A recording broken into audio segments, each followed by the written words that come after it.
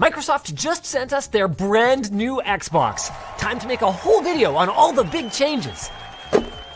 Well, it's an Xbox Series X, all right, with no disk drive and some cost optimizations, and it's white. Worry about your own shit. Don't worry about my front garden and my house. Worry about your own front garden and your motherfucking house. Because your front garden is full of piss, shit, dog shit, pony shit, sheep shit, you name it. Jim Ryan's piss, Sherman Toast piss, you name it, whatever you want to call it. Urine, whatever you want to call it, that exists to man. Worry about your own shit. Alright everybody, welcome back to another Xvault gaming video. Xvault here, and yes, we have that salt coming out from the cracks of the foundation in regards to the PlayStation 5 Pro. At the time of this recording, that PlayStation 5 Pro has arrived. They've been damage controlling and doing everything under the sun to try and stop you from enjoying yourself and having fun and the success of what the PlayStation 5 Pro is. So, we got a lot to go into here, folks. So, without further ado, let's go ahead and jump to it.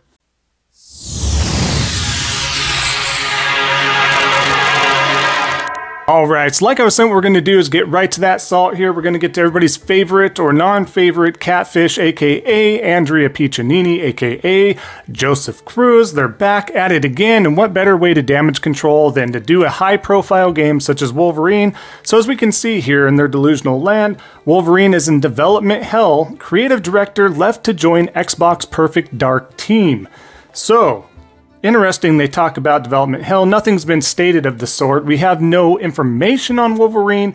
Not to say that it's not maybe going through some development issues. Perhaps. I don't know. I don't know how far they are. Nobody's been communicating anything. However, the funny part is the real reality of the matter is here in regards to this little excerpt here. This week, journalist Jeff Grubb claimed that Perfect Dark is going through a complicated time in its development phase. The source recalled past reports and added the outlook does not look promising. Quoted, "I've been hearing for years that Perfect Dark is in a rough state. It sounds like it's in a very rough state. It doesn't sound like it's come together in any way since being announced and Crystal Dynamics coming on board," said Jeff Grubb, of course. So it's funny they create these delusions and Werenthal inside that toy-like brain of theirs, I guess I would say, but it's where are we going here? I don't understand. You create that development issue. Yes, they may be leaving. This guy might be getting a lot more money, might be coming on board. Can you fix this development hell that Perfect Dark is in? Because we don't really have a good direction here, whatever the case is. Again, this is what I've talked about multiple times in past videos, is Microsoft has the money to buy the talent to oversee and make sure these games are of great quality.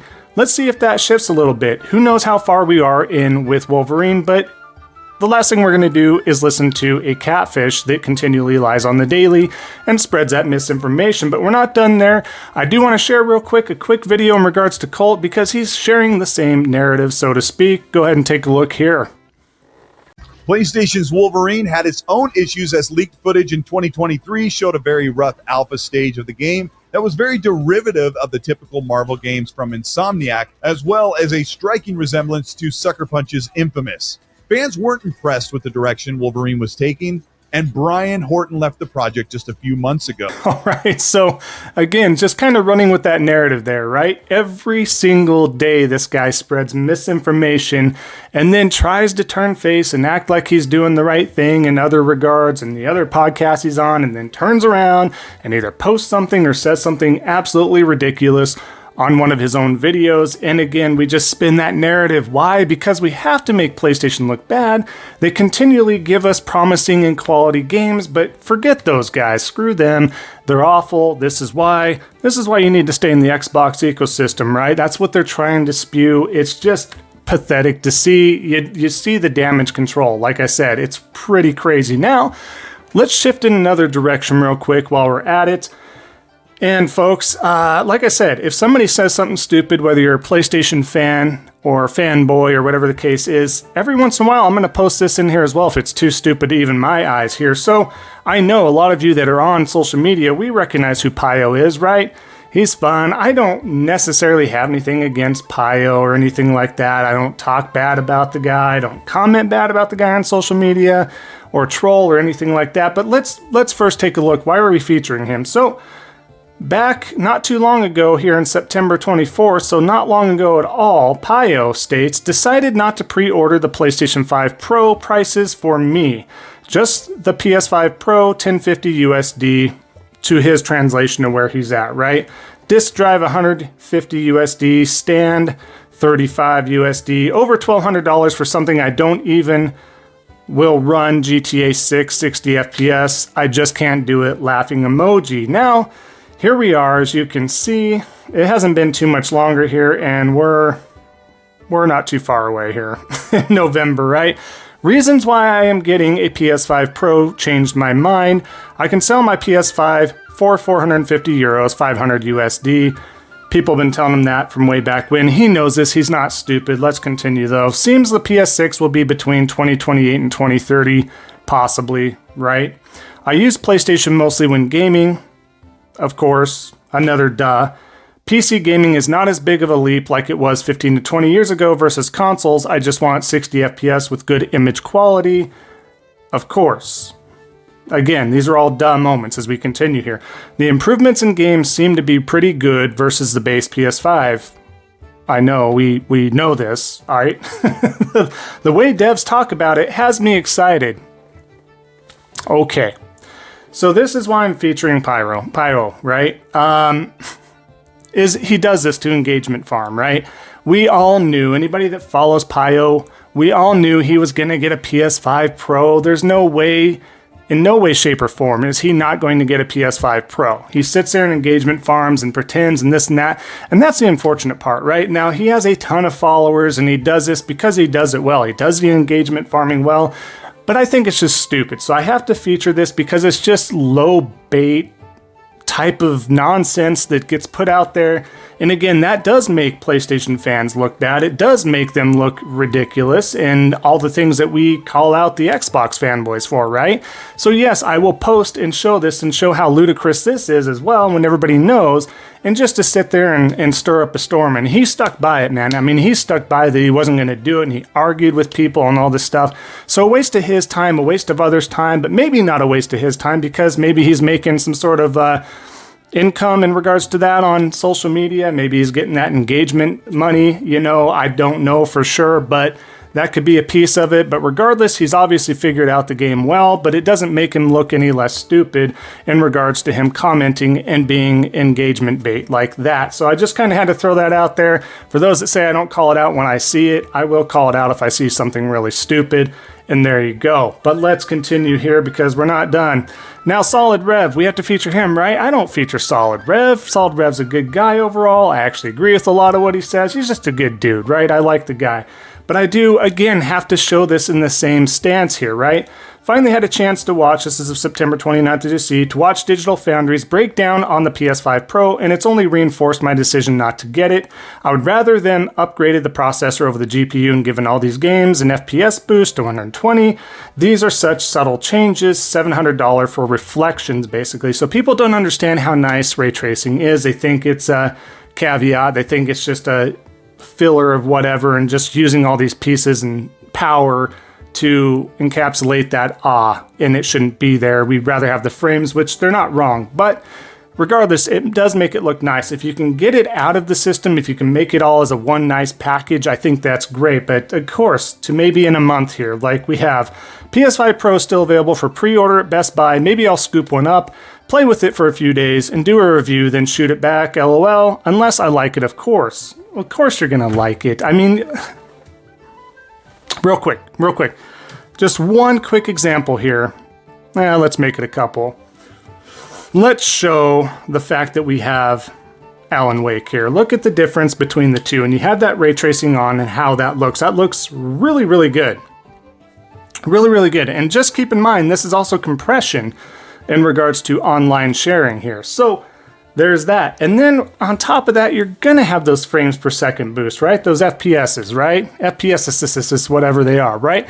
You're gonna have that on there. Take a look at the screen, of course, for Call of Duty Black Ops 6, and that's courtesy, of course, of Digital Foundry, I believe. And you just have a lot of pros versus the cons. No one's going to sit there. Not everybody's loving playing PC. It's not for everybody. It's not as convenient. There's a lot to it. We're not going to break that down in this video again. However, actually, let's take a quick look at this video here. Oh, no.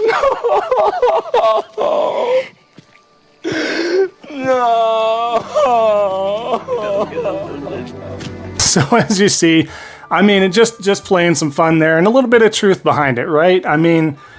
What can I say? But again, I don't have anything against Solid Rev. I just want to point out the fact that, hey, we have these examples here where people's like, nah, I don't want it. I'm not buying on the hype. It's not a big deal. It's not a good value.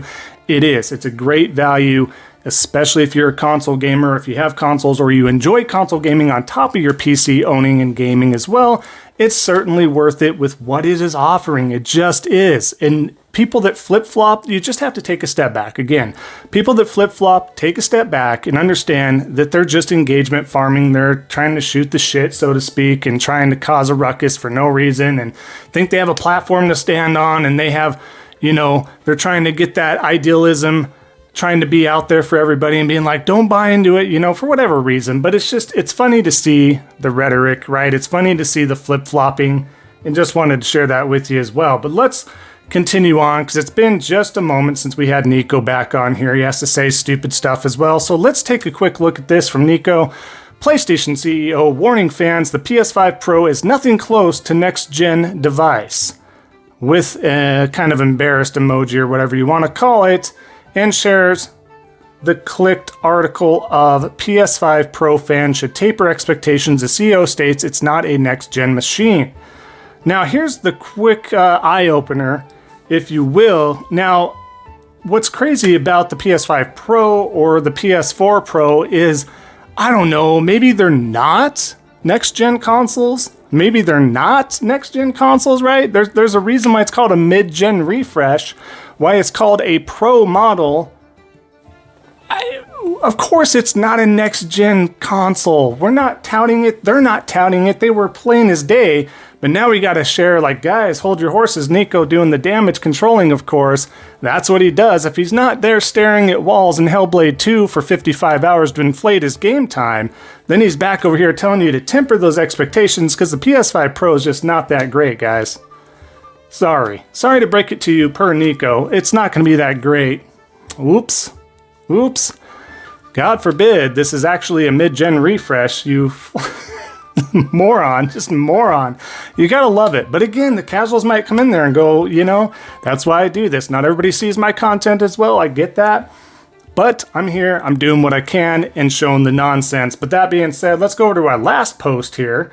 This is in regards to Sarah Bond here. Of course, they're not feeling the fact that more of their first-party games are heading to PlayStation. Yes, we're on that bus still. The court's ruling to open up Google's mobile store in the US will allow more choice and flexibility. Our mission is to allow more players to play on more devices, so we are thrilled to share that starting in November, players will be able to play and purchase Xbox games directly, yada yada yada, all that stuff. Basically, reinventing, so to speak, more words, just to kind of put out there to the fan base for Xbox fans that, hey, our games are still going to play on everything from phones to laptops to desktops to other platforms and consoles and you name it. Anything that can play it. If your digital fridge can play Skyrim, then by God, we're going to put Skyrim and maybe even one day Fallout 76 on there. Who knows? But that's the temperament that they're going with and just kind of putting it out there. But Alex, he's not having this. He's not having it. As you can see, you need to stop making Indiana Jones for PlayStation. It needs to be an Xbox exclusive, and Fable needs to always be Xbox exclusive. So does all the other games you own. Only game you need to make multi-plat is Call of Duty, and the rest need to be exclusive. If not, console will fail. No, Alex. Take those headphones off for a second. Don't know what podcast you're listening to. Don't know what music you're listening to. Don't know if you're listening to the Call of Duty lobby there. That can make you lose some brain cells as well. But take a step back and understand this. Like I've stated in every single video, and hopefully this gets over to you. Hopefully you happen to see something like this because I'm going to break it down real nice and simple. You got to buy those games.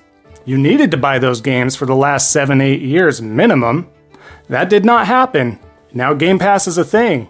Game Pass is not sustainable on its own. It needs people to buy those games as well. You guys are not buying those games.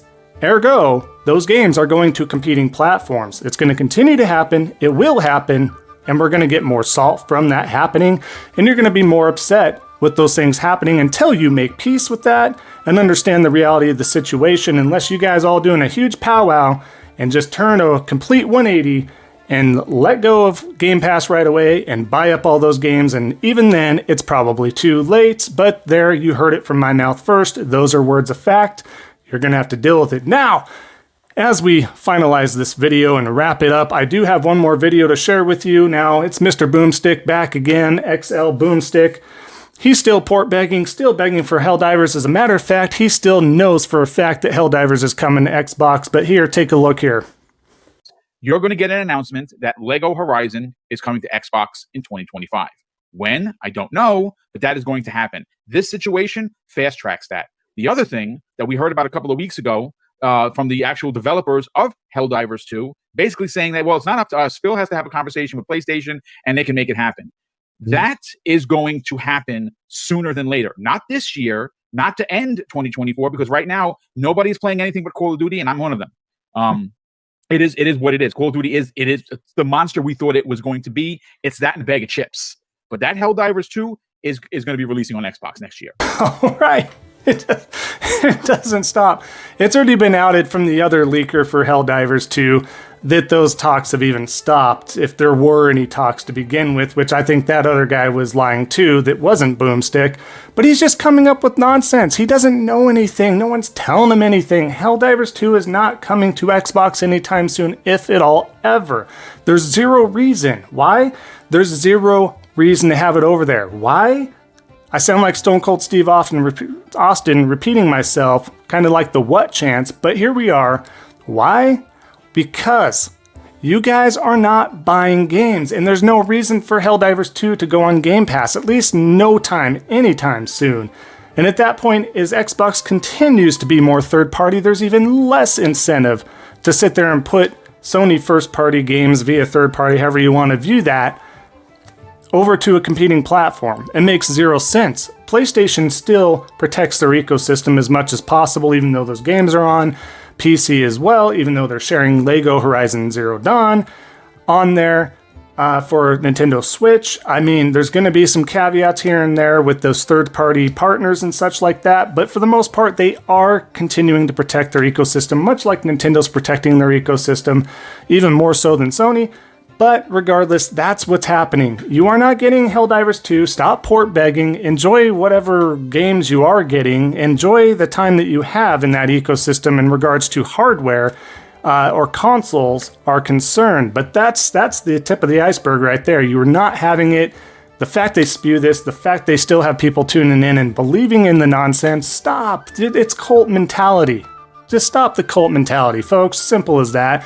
You'll be much happier. With that being said, we're wrapping up the video, of course. Appreciate you all sticking around. I really do. You guys have been fantastic on the support. It means a ton to me. It really does. So thank you so much. Your words of encouragement. The fact if I make anybody's day, that makes me super happy as well, because that's what I'm here for, is to try and entertain and give information and knowledge as much as I can. So thank you again. Of course, if you haven't already, leave a like, comment down below. Would love to hear from you. Both those things also help out the algorithm. If you have not, definitely consider subscribing. It helps out a small content creator like myself. We're getting ever so close to that 2,500 subscriber goal. I really appreciate that. And of course, at the end of the day, just remember, always, don't be a salty batch. And until next time, enjoy the rest of your day, and we will see you next time. Take care.